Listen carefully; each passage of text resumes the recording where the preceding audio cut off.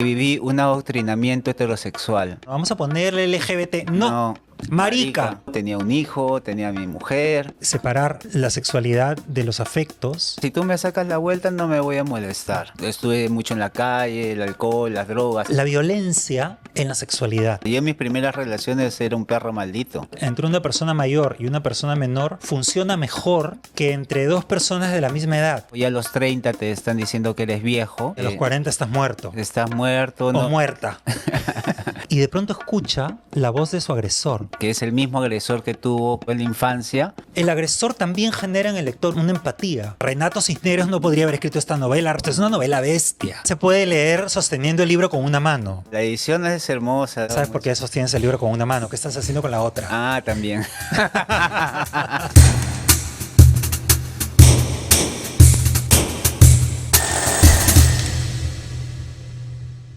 ¡Oh, ya estamos de vuelta, ya estamos de vuelta!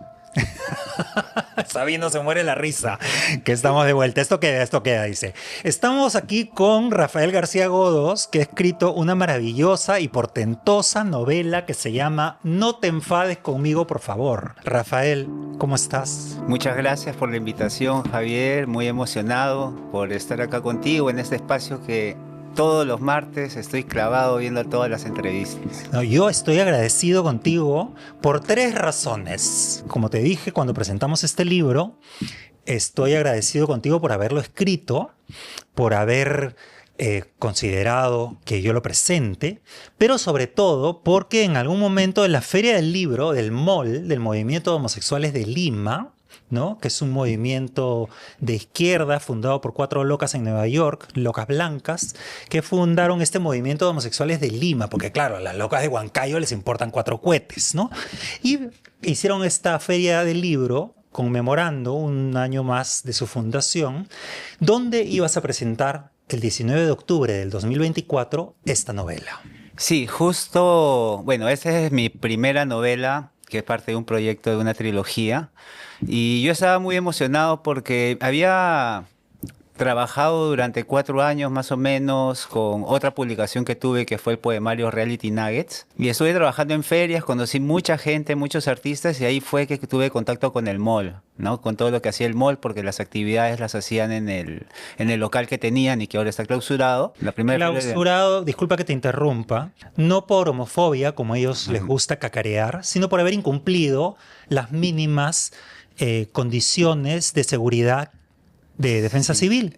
Sí, fue algo normativo, digamos. Entonces, bueno, la organización fue que iba a ser el 19 de octubre y que justo coincidía con mi cumpleaños. Entonces yo estaba, como te imaginarás, emocionadísimo porque ya habías aceptado tú para que la presentes.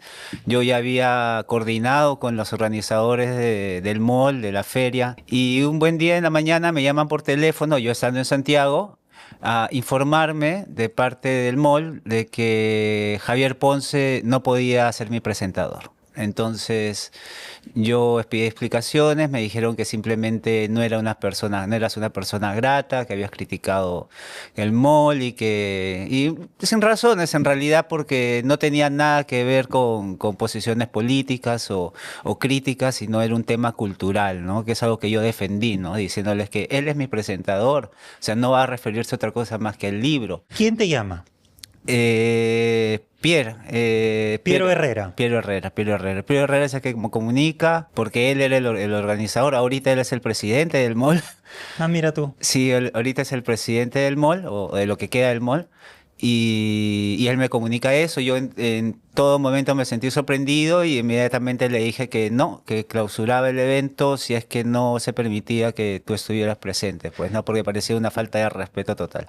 Pero él no manda esta directiva, sino el consejo directivo que estaba conformado por... Claro, correctamente. Un Jonathan y... Toto Alvarado, Toti, Tefa Rodríguez ajá, y Jonathan Olivares. Exacto. Él me comunicaba eso, ¿no? Luego Jonathan me escribe tratando de calmar las aguas, que no era una decisión de directorio, pero lógicamente era una dirección de Piero, básicamente, pues, ¿no? Es que el MOL, como un montón de gente, cree que si eres homosexual tienes que ser de izquierda. Y como yo soy un homosexual que no soy de izquierda, soy para ellos una persona proscrita, A pesar de que yo soy quien más ha registrado el mundo homosexual en este país, soy quien más ha escrito sobre los homosexuales, tengo 16 libros, soy el único que ha escrito la historia de los homosexuales en Crónicas Maricas y otras Crónicas Maricas, soy el único que registró toda la movida de los 80 y 90 en las discotecas, pero nada de eso vale si no eres rojo.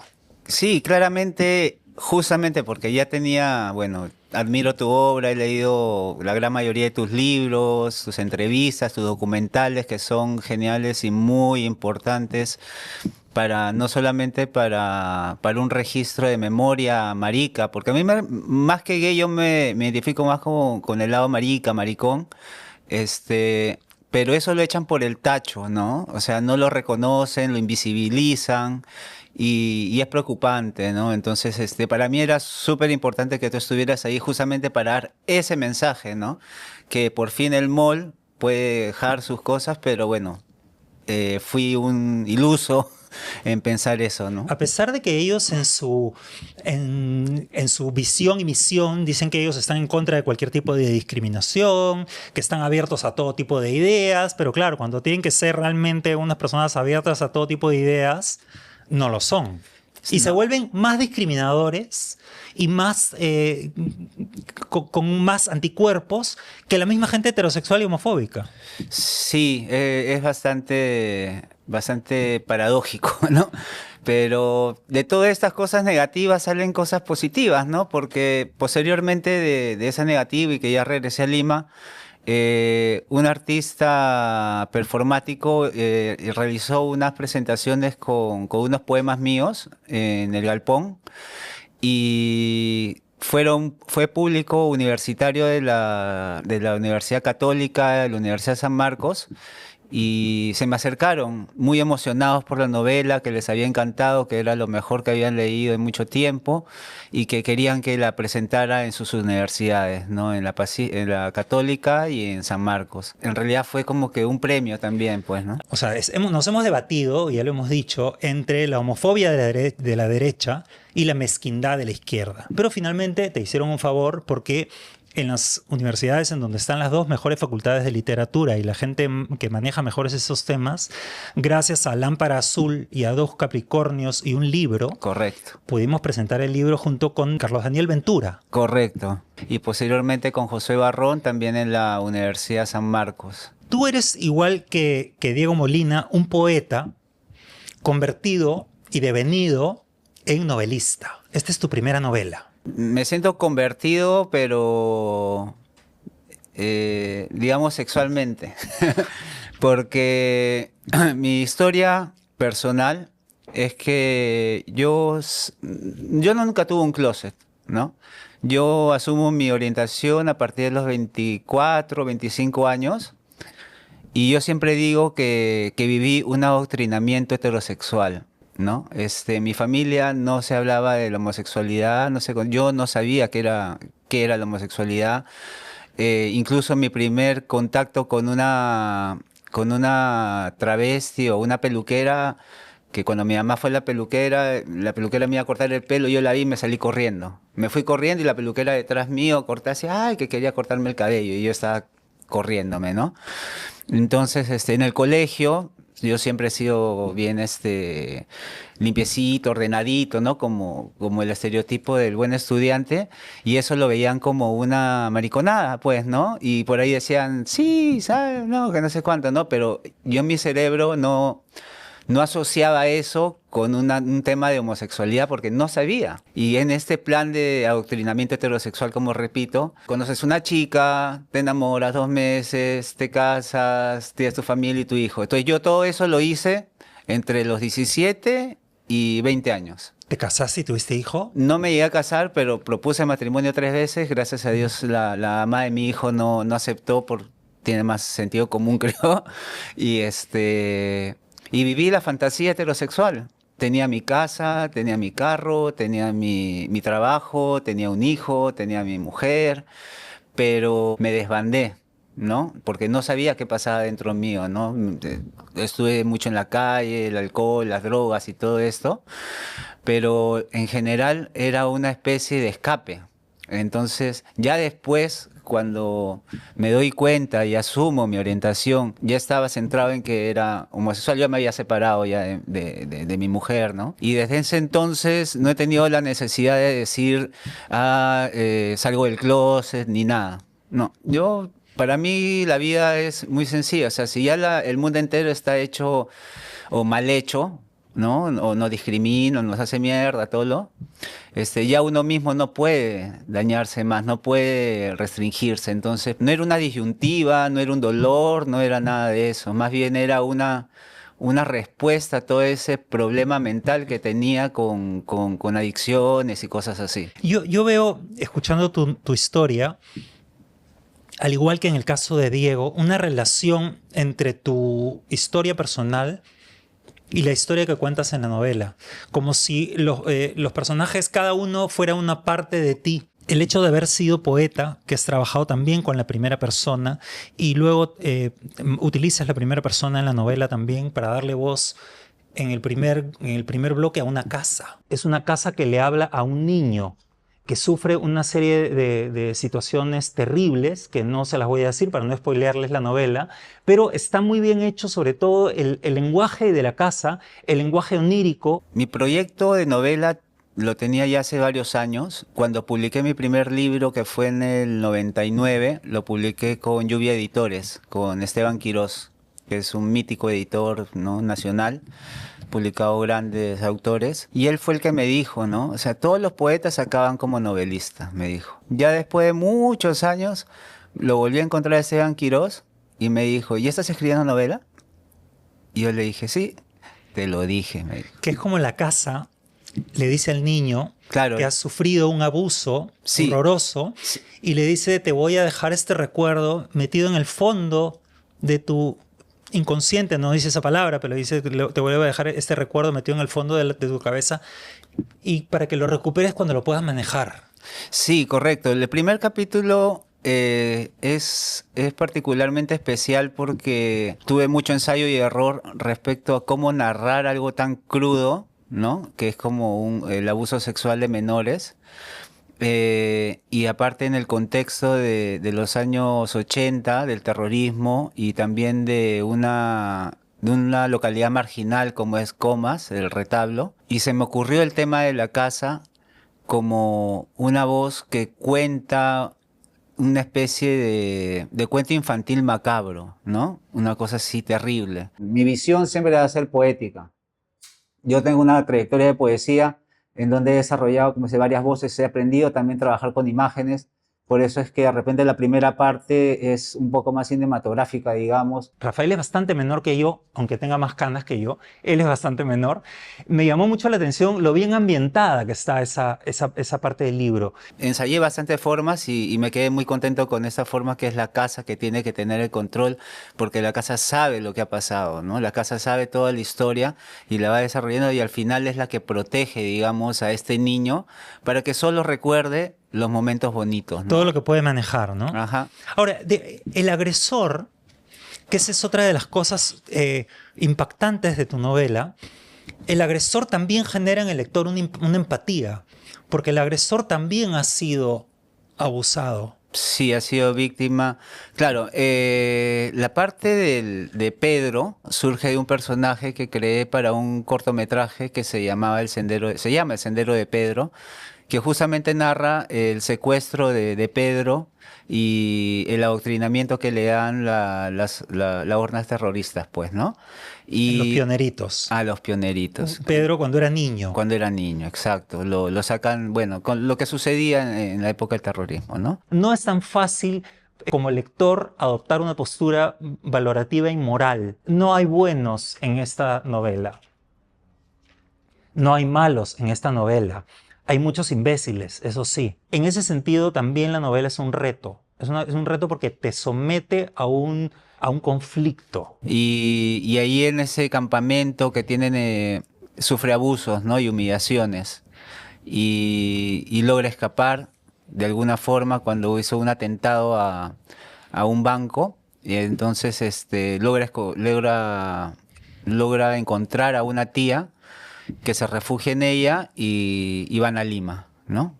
migran a Lima y al Retablo y a Comas, ¿no? Y ahí es donde se juntan los personajes, ¿no? Y si no fuera por la pluma de Rafael, fácilmente nos podría dar náuseas, nos da asco y vomitaríamos. Sin embargo, de la manera en que tú lo narras a través de estas grandes imágenes, nos damos cuenta que hay un lirismo dentro y que nos permite observar las cosas, lo feo, lo repugnante, desde otra mirada, ¿no? En la novela hay un elemento que comparte con la novela de Diego, pero de manera mucho más cruda, que es, en este caso, el personaje principal, o uno de los personajes principales, siente como un asco hacia la vejez. Gabriel, sí. Que eso es algo muy, muy del mundo gay, ¿no? Sí. Y dice anciano vestido en tonos verdes asquerosos, con arrugas, el decrépito. Es como un festival de asquerosidad y de asco frente al hecho de envejecer.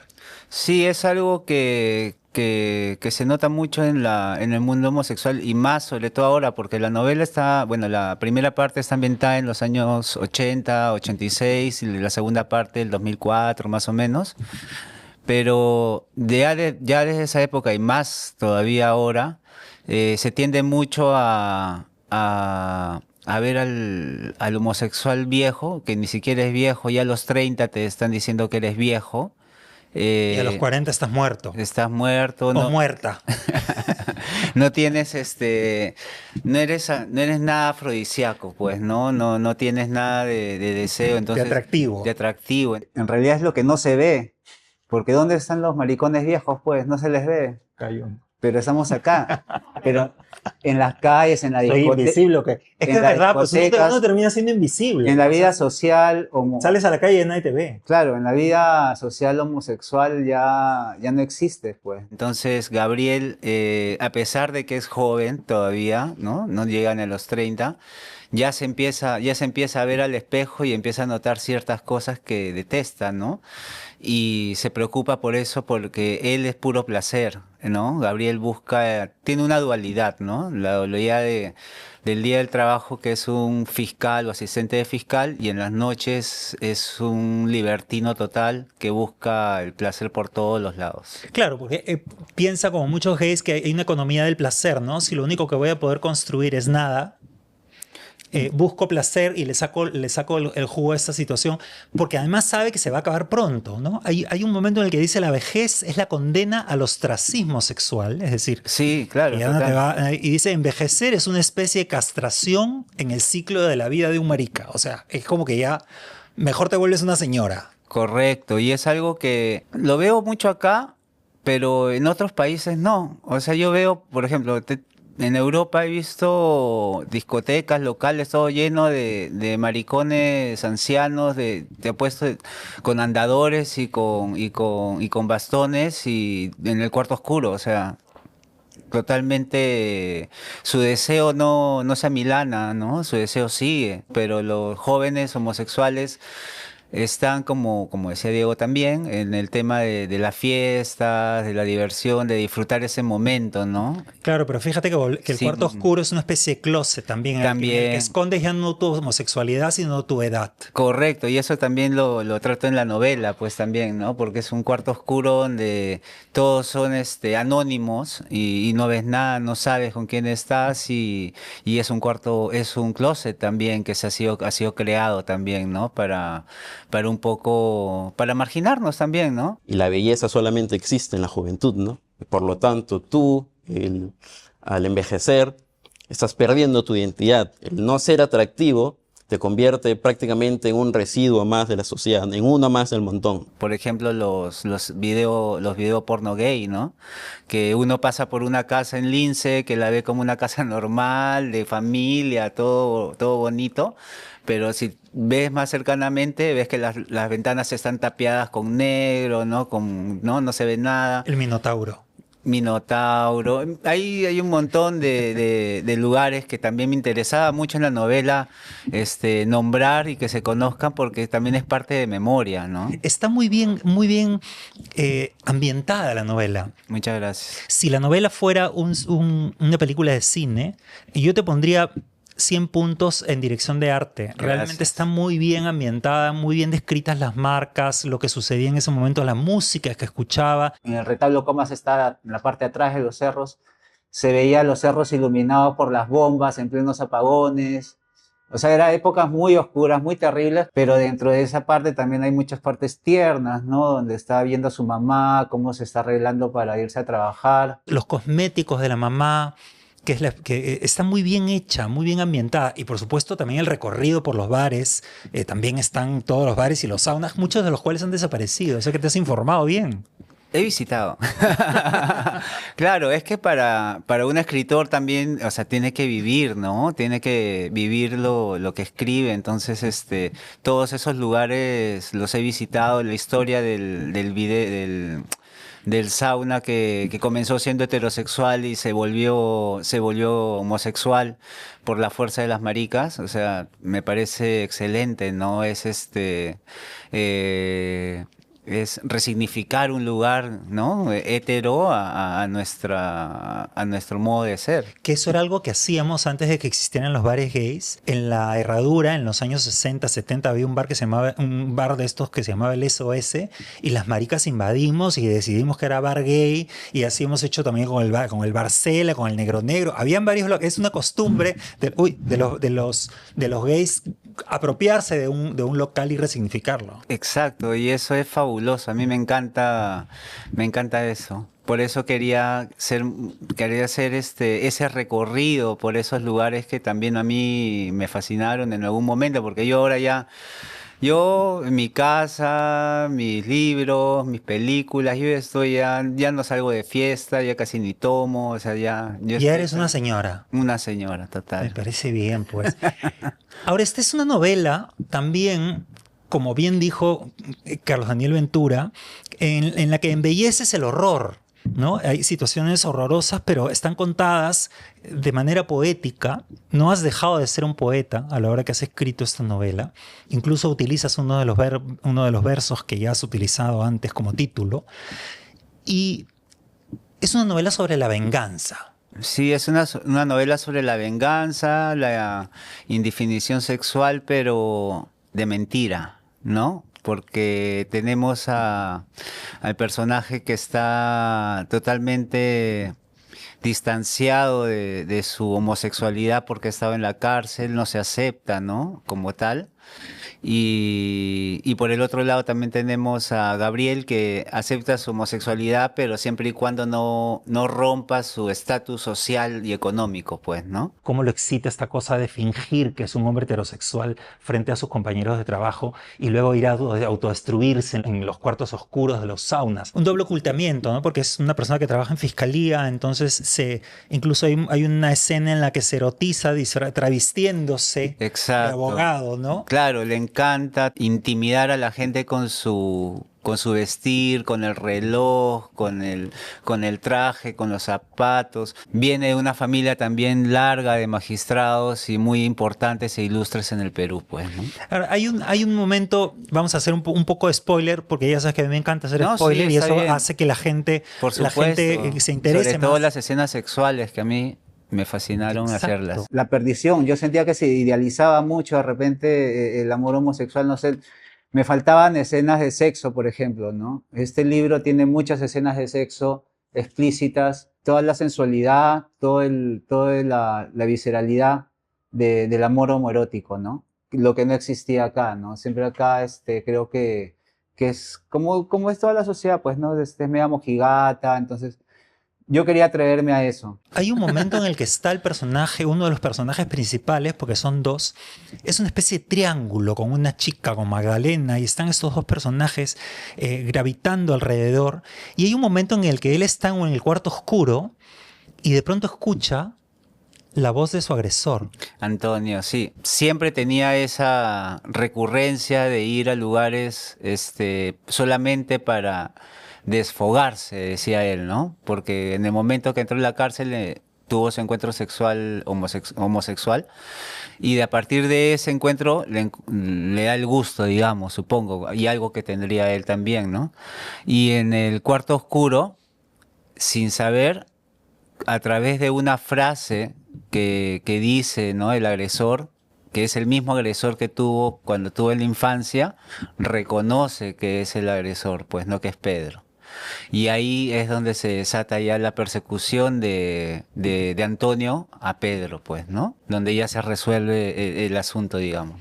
Y donde no queda claro, cosa que se agradece también como lector, entre otras cosas, qué cosa es lo que ocurre, ¿no? Si efectivamente se ejecuta la venganza o no. Exacto. Ahora, yo te quiero agradecer además como lector que no hayas tomado a tus lectores como idiotas, sino que los hayas sometido a un reto. Es una novela muy bien tejida, muy bien escrita.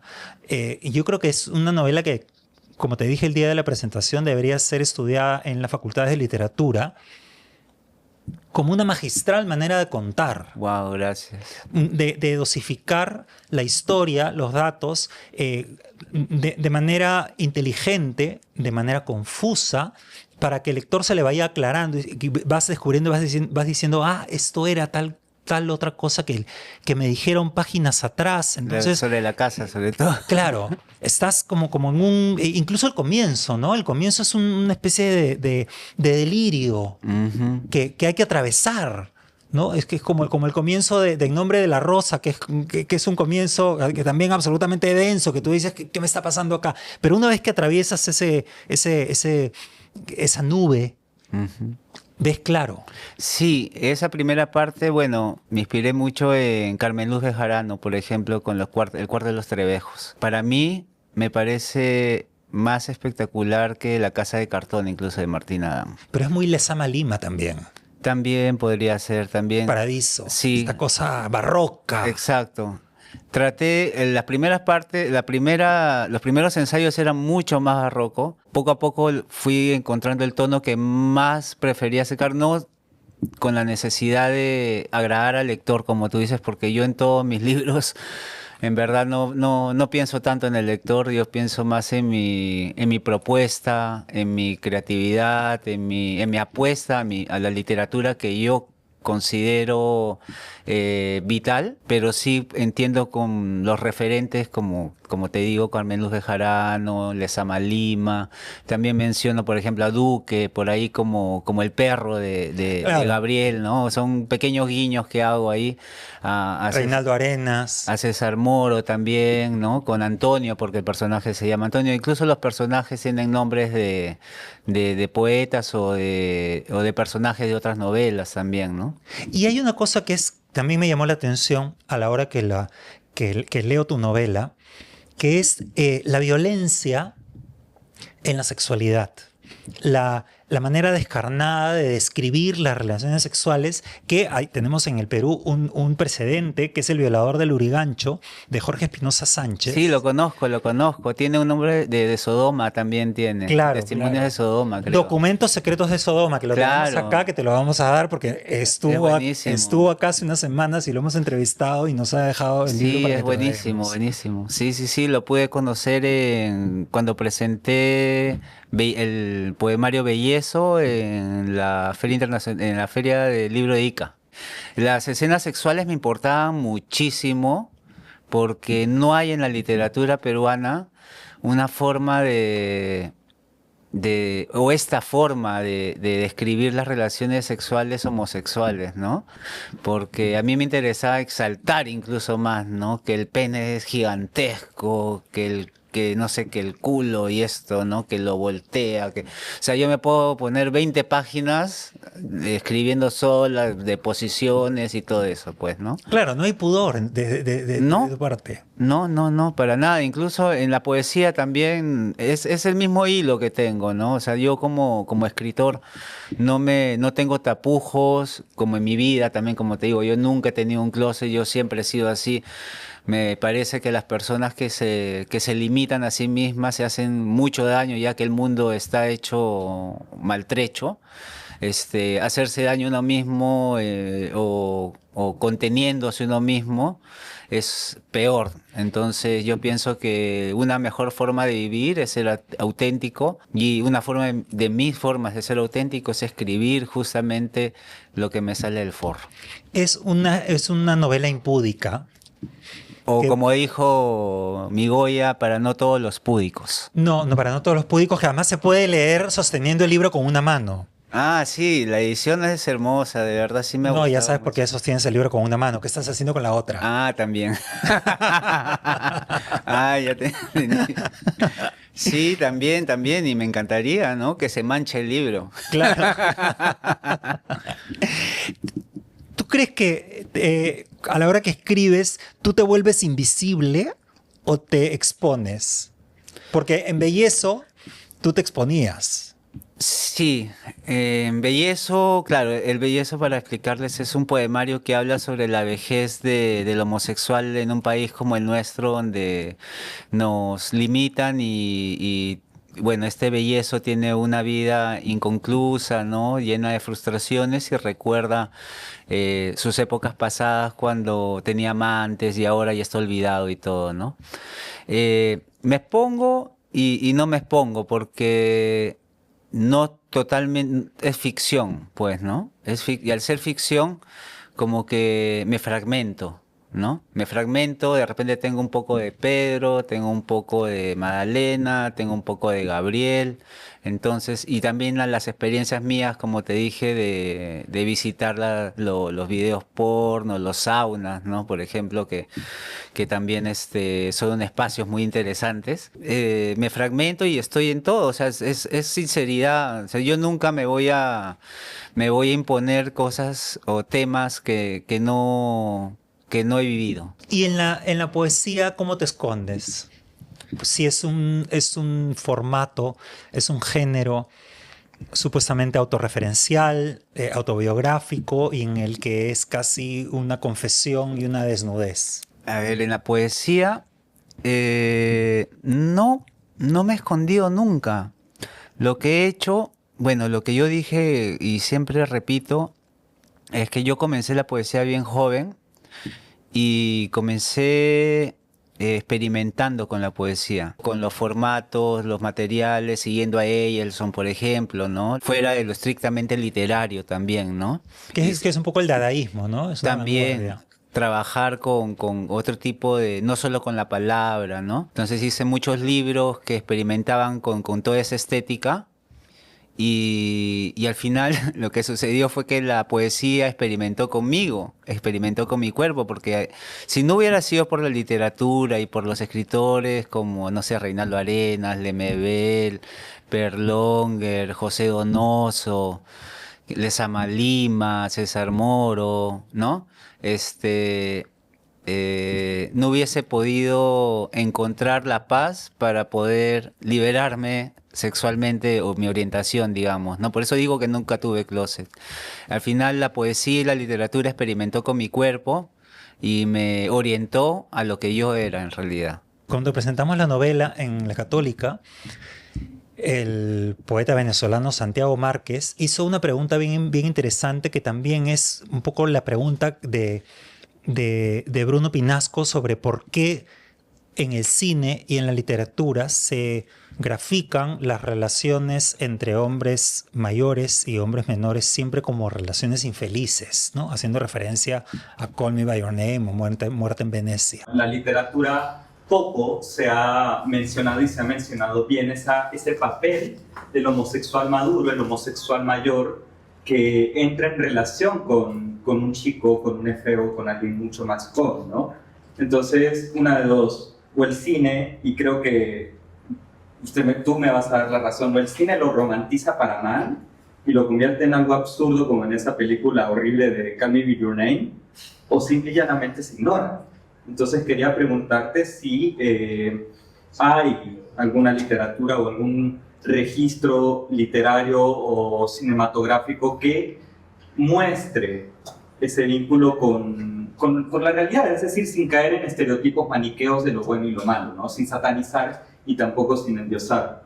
Bueno, en mi caso, esta novela está ambientada, como digo, en los 80 y en el inicio de los 2000, ¿no? Que era otra época también, ¿no? No podría escribir algo como Bruno, digamos, ¿no?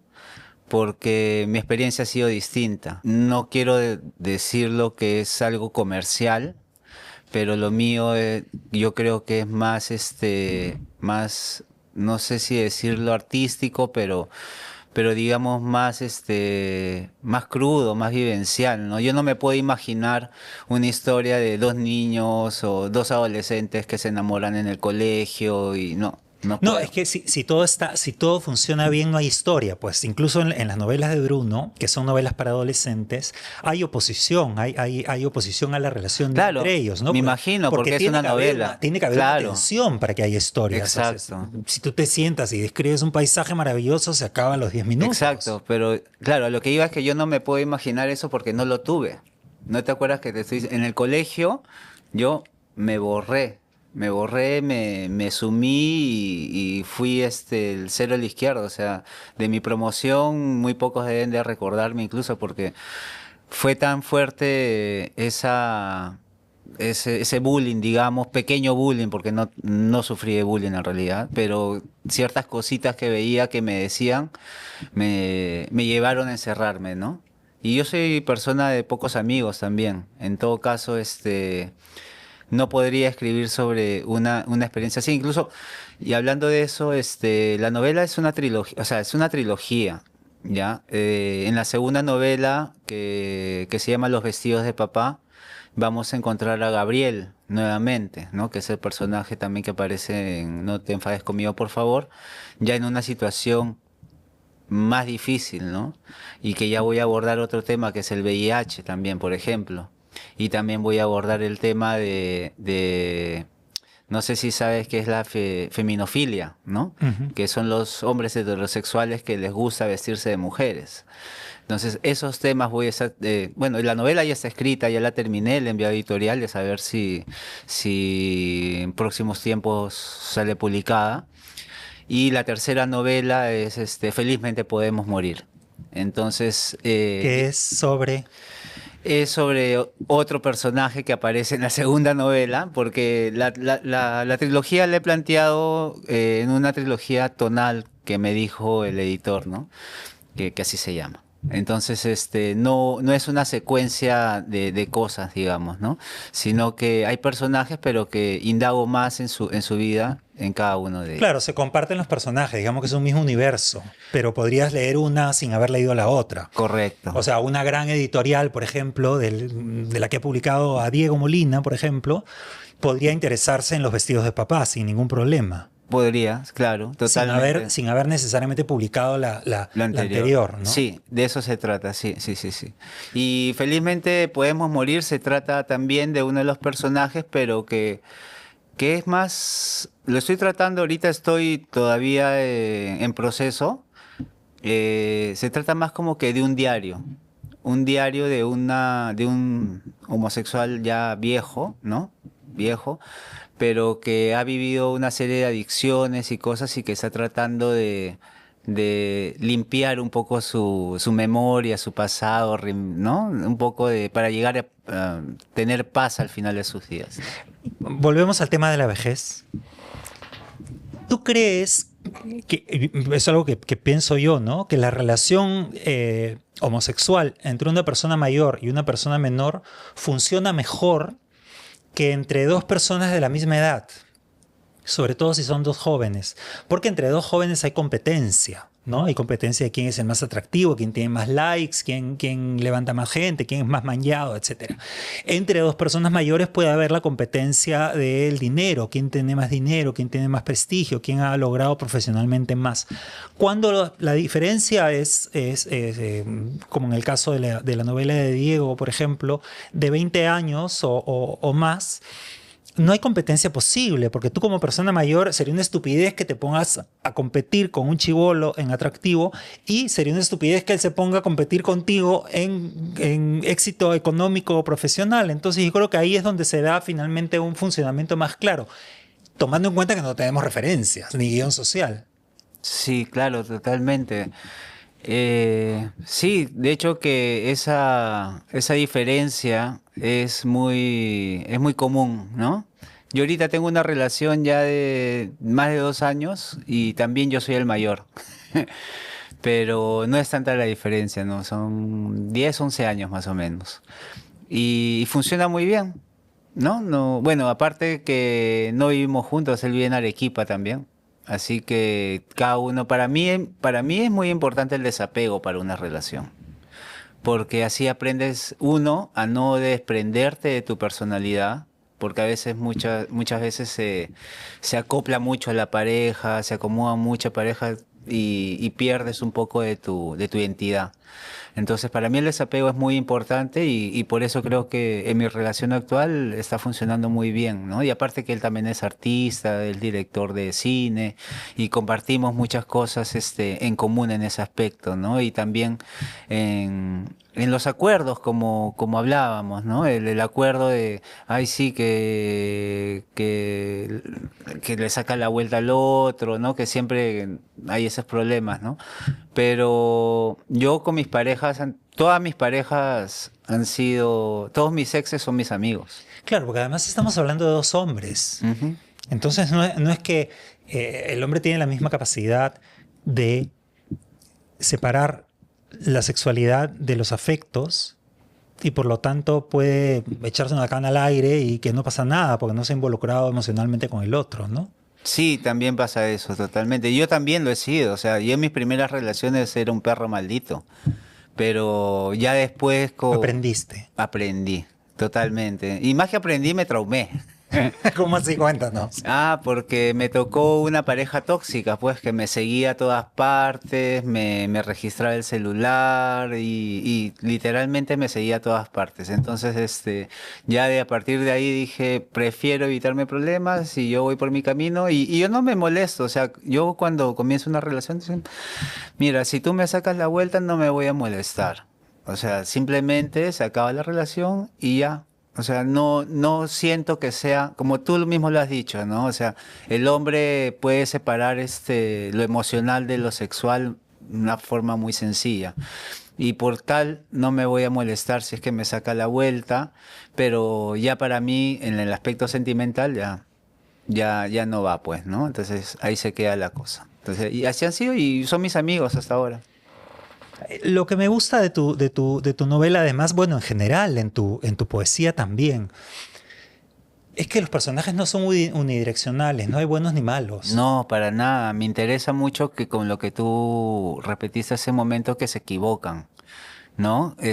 Yo no racionalizo a mis personajes, ¿no? Me dejo que me invadan y a partir de ello, generarle su propio lenguaje, ¿no? Porque en la novela tenemos tres voces por lo menos, ¿no? La voz de la casa, la voz de Gabriel y la voz de Antonio, ¿no? Al final todavía. Entonces, no me interesa a mí esquematizar a mis personajes. O sea, las cosas se dan mientras que estoy escribiendo. Obviamente que tengo una escaleta donde voy a desarrollar los temas, todo. Claro, pero no es un tratado moral, digamos. O sea, no es que No, hay no, no, no. una convergencia de todos los pensamientos. Incluso me da la sensación de que los personajes dicen cosas con las cuales tú ni siquiera estás de acuerdo. Correcto, correcto. Sí, de eso se trata, o sea, de eso se trata la literatura en sí, ¿no? Porque si no escribo lo que no puedo decir o no puedo hacer, mejor no escribo, no sé, o sea, para eso es la literatura, para volar, vivir lo que no se puede vivir y escribir lo que uno ha vivido, pero también ficcionándolo, imaginándolo, exaltándolo, ¿no? O sea, ¿te escondes detrás de tus personajes para decir cosas que no dirías tú? Pregunto. Un poco sí, yo soy un poco más modosito. Claro, porque mucha gente que ha leído mis libros, por la visceralidad que le pongo, cuando me ven en persona piensan que no soy yo, ¿no? Que me ven muy, muy serio, muy tranquilito, muy Claro, se ordenadito. esperan un borracho tipo Bukowski, pues, ¿no? Claro, un punk así, ¿no? Pero no, nada que ver. Y yo creo que eso también ha sido un poco de desventaja también creo con respecto a la carrera literaria, ¿no? Justo Yo me muero sin patria es un verso de Guillén, del cubano, pero que yo lo tomo al revés, ¿no? O sea, como él hablaba de que yo me muero sin patria porque la patria era todo para él. Entonces, yo lo tomo como que al revés, que yo me muero sin patria porque mi patria no me ha dado nada. Porque si yo hubiese sido un personaje de aquellos egocéntricos o que se cree mucho así su visceralidad de ser el poeta maldito o el escritor maldito, recibe más atención, digamos, otro hubiese sido la historia de repente, porque yo en sí personalmente siento que si bien es cierto, he logrado bastantes cosas, no siento que se valore todavía más lo que estoy haciendo, ¿no? Pero yo creo que tú eres un buen escritor, has escrito y publicado varios libros y no creo que uno deba medir la calidad de su obra ni la calidad del trabajo que uno hace respecto a la respuesta de los demás ni a la respuesta del otro.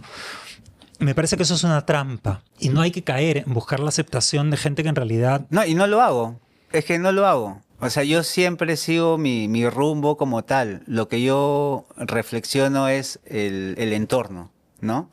Porque el entorno hace más caso a cosas que son, digamos, tendencias. Bueno, pero es que, ¿no? por favor, o sea, Renato Cisneros no podría haber escrito esta novela, Roncaiolo tampoco. Esta es una novela bestia, para la cual es necesario haber tenido una vida bestia como la tuya. Entonces, Claro. Una cosa lleva a la otra y tú eres capaz de escribir unas cosas que no son capaces de escribir otros escritores y eso se agradece, porque eso lo que hace es enriquecer el panorama para nosotros los lectores, ¿no? Muchas gracias. Sí, eso, por eso digo, o sea, eso es lo que a mí me interesa. Yo no me voy a atar de manos a escribir algo para complacer a la gente. Jamás lo he hecho y mi reflexión en torno a esto es que el mundo está hecho para los correctos, no sé, los que siguen las normas y todo. Y cuando uno se presenta de cierta forma disyuntiva, ¿no? O díscola para algunos, ay no. No, pero mira, yo creo que es cuestión de tiempo, porque... Cuando me muera. No, no, no. Eso es lo que digo yo. Vivo no valgo nada, muerto ya verán. No, y eso yo cuando te la puse loca muera. en el epígrafe de Bellezo, lo pongo, pues, ¿no? Los maricones vivos no valemos nada, ¿no? Muertos, no, vivos no valemos ni mierda. Muertos valemos mucho, ¿no? Sí, sí, cosa que es verdad. Sí, Pero sí. no, mira, yo celebro que las editoriales publiquen a escritores comerciales, como los mencionados y otros más. Celebro también que publiquen los libros de los youtubers. Celebro que publiquen a los libros de autoayuda, porque de esa manera las grandes editoriales se pueden dar el lujo de publicar libros como este, libros como Mis Crónicas Maricas, que, es decir, Planeta ha hecho una apuesta conmigo, con Crónicas Maricas y con otras Crónicas Maricas, porque puede darse el lujo habiendo publicado otras cosas que son más comerciales. Entonces, dentro de la oferta de las editoriales, tiene que haber cosas comerciales también para que se puedan dar el lujo de publicar cosas como esta. Sí, lo que tú has hecho es súper importante porque has abierto ese espacio todavía en una editorial transnacional y que probablemente más adelante sigan abriendo ese camino para seguir publicando libros del corte tuyo, pues, ¿no? Sí, porque ha habido pues un éxito y una respuesta que no esperaban. Entonces ha sido una apuesta inicial, gran apoyo realmente, porque la verdad que haber publicado la historia de la homosexualidad... Sí, porque tus libros se encuentran en España, tú mismo los has publicado y ahora que ya estás en la editorial tan grande, estás abriendo un camino para otras personas que van a venir detrás de Y ello. con ese nombre, ¿no? Porque inicialmente no Exacto. querían que tuviera ese nombre, sino vamos a ponerle LGBT. No, marica. Claro, no existía marica. lo LGBT en esa época. Claro, marica. Yo me identifico con marica, maricón, más que nada. Por eso yo te digo, yo no creo que debas mirar tu obra con esta sensación de que no ha tenido la suficiente respuesta, porque cuando tú escribes, como bien lo has dicho, piensas en ti mismo, no en un lector ideal, y si encuentras una persona que lea tu libro y lo valore, yo creo que ya lograste, ya hiciste tu trabajo, si has cambiado la vida de una persona. Sí, y me ha pasado y me has hecho acordar que en un antifil del 2017, una chica se me acercó y me dijo, ¿tú eres Rafael García Gómez? Sí, le digo, tu libro me salvó la vida. Ya. Y yo dije, ya. Claro. O sea, eso es. Y sí, eso es.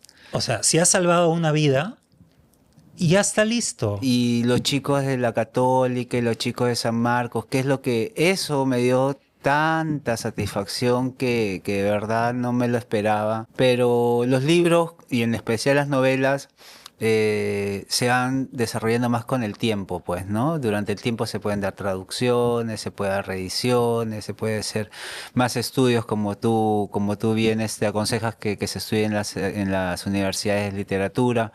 Entonces, sí, es cuestión de tiempo, solamente que a veces se me da así, es un poquito del ego también mío, pues, ¿no? Bueno, hay que apagar ese ego, ponerlo en su sitio y que te quede claro que lo estás haciendo muy bien. Muchas Que eres gracias. un gran escritor y que eres de las personas que yo más aprecio en términos literarios, bueno, personales también, ¿no? Pero en Gracias. términos literarios en este país, sobre todo cuando se publica tanta tontería que por el hecho de ser gay, todas estas editoriales baratas publican porque lo que tienes es que cumplir con cuotas absurdas y se publica basura simplemente porque el autor se pone una peluquita y se hace llamar sabe Dios qué. Encontrar una novela gay, escrita por un gay, de altísima calidad, más allá del género. Yo espero que esta novela no la pongan las librerías en ningún tipo de cajón de género. Ni... Esto es literatura de verdad, escrita por un Gracias. escritor de verdad. Es una novela bien contada, Muchas bien gracias. estructurada. Yo no creo que es una novela de segundo orden y por el tema que a alguna gente no le vaya a gustar, al contrario, lo que le va es a sorprender. Yo estoy seguro que además en las novelas heterosexuales suceden cosas igual de brutales o peores. Entonces, Y ni se atreven a escribir así porque los saltos que se hacen de las relaciones sexuales, así, ya se están tocando y se saltean a la página siguiente y ya se acabó el sexo.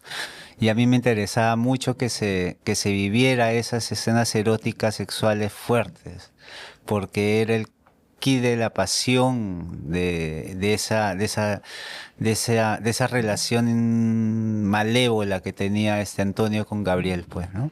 me encanta la novela y además me encanta que el final nos deja la libertad de pensar si efectivamente la venganza se Si es un ejecutó sueño, si es o una no. imaginación, si Y fue además, así. sobre todo, ¿qué haría yo en su lugar? Sí, también, Esa es la pregunta. porque eso también se lo plantea al final Antonio, ¿no? ¿Qué hago? Si es o no es, y ahí ya le meto la fantasía de que si es o no es. Claro. Rafael, ha sido un placer enorme conversar contigo. Ha Contigo sido, también, muchas gracias. la verdad, que un paseo por este horror que has descrito de manera tan magistral, leer tu novela y Gracias. ahora conversar contigo. Después, además de haber conversado en la Católica, que fue Sí, fue un éxito. Estuvo llena la sala, me sentí súper bien. Gracias por todos los comentarios también y contentísimo, de verdad, después del desagrado, de la censura que te hicieron, fue un gran premio. bueno, normalmente cuando la gente me quiere hacer un daño o nos quiere hacer un daño, nos termina haciendo un favor. Mira, la lista es larga. La lista es larga, así que mejor ni se atrevan. Quiero regalarte primero el documento Secretos de Sodoma, que Jorge Espinosa Sánchez estuvo aquí hace unos días y lo entrevistamos y nos ha dejado una cantidad de libros y nos dijo, por favor, esto Encantador. solamente cuando tengas a personas inteligentes, encantadoras y que vayan a entender. Así es que te doy el libro de Jorge Espinosa Sánchez. Encantador es él. Es una maravilla. Además es el primero que escribe estas bestialidades en la revista Z. Sí, Y claro. luego en la revista 5. Yo hablé mucho con él en Ica y nos tomamos un trago y todo y fue excelente. El mundo homosexual le debe mucho. Es que me escuchó en la presentación de Bellezo y él estaba en el stand del costado. Y cuando terminé la presentación de Bellezo, estaba pasando por el stand y me dijo, oye, que no sé cuánto. Entonces, y ahí nos hicimos amigos y comenzamos a conversar. Gracias a él y a Roberto Urrutia, supimos de la palabra gay. Ay, mira. En las revistas heterosexuales de los años 80 se comienza a hablar de la liberación gay y ya no éramos homosexuales, ya no éramos maricas, maricones, cabros, chivos, Tercer rosquetes, sexo. etcétera. O sea, la lista es bien larga, ¿no? éramos gays. Entonces, por primera vez contamos con una palabra para autoidentificarnos fuera del insulto, fuera de la patología, fuera del delito. Fue importantísimo para nosotros. Ellos ni siquiera lo saben, pero yo se lo he agradecido cuando he estado acá. Y también que te quiero regalar Mátame si puedes. La fotonovela. La fotonovela, pues que yo sé que tú eres una persona que le gustan las cosas horrorosas y estas son unas fotonovelas Precioso. que autoedité también Sí, cuando, claro. cuando las editoriales no me hacían ningún tipo de caso. Así es que cuando las editoriales no te dan caso, tú sigue nomás adelante. Sí, siempre ha sido así. O sea, yo dejé de publicar 10 años porque, bueno, ahora lo voy a decir. Una confesión que justo mencionaba ahora en Irigoyen. Que Irigoyen sacó un comentario en el Dominical sobre mi libro Querido Lucía. Y yo Irigoyen lo conocía de antes. Irigoyen le había mostrado ya el manuscrito de Querido Lucía y le había agradado. Pero cuando estaba publicando el libro, saca una crítica, página completa en el Dominical con mi foto y todo, pero diciendo que está más o menos. Ya yo lo taché. Te desanimaste. Me desanimé totalmente. No dejé de escribir, dejé de publicar 10 años. Pero regresé en el 2007 con Muxo, Música para Monstruos, que es un libro experimental y también maricón. Y gracias a ese libro se publicó, se reeditó también en España, en la editorial Liliputienses en el año 2020. Entonces, mi mensaje en este caso es que no se rindan, que sigan, a pesar de que de repente pueden encontrar comentarios que no les agraden, pero que no pierdan eso, ¿no? Que siempre sigan con su vocación, con sus ganas de escribir y de contar historias y poesía. Claro, y si no te publican, te autopublicas y ya está, aunque sea en la calidad más baja. Pero ¿No? hoy día Pero existe la posibilidad. tus autopublicaciones son una delicia, así que Gracias. así que hay mucho trabajo y felicitaciones. Bueno, es que es la suerte que tenemos los gays que no tenemos hijos, Ah, es que podemos invertir las cosas en libros o en programas como este.